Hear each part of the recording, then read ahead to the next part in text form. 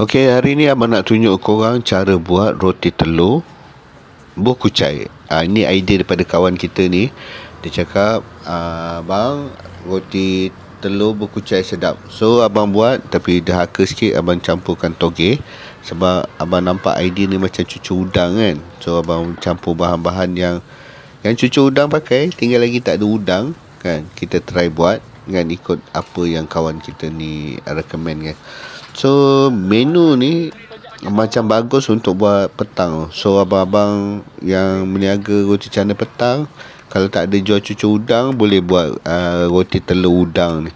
Nanti buah udang, buah bahan-bahan cucur udang tu goreng garing-garing, makan dengan sos. Ni dah boleh jadi satu lagi menu petang kan, roti telur udang. Tu macam good idea kan. So abang dah try buat tadi, memang sedap. Kucai dengan toge pun makan dah sedap dah kan. Bayangkan kalau korang goreng udang dulu, campurkan dalam roti telur ni, mesti lagi sedap. So korang boleh try menu ni dan try jual kat kedai korang. Okay.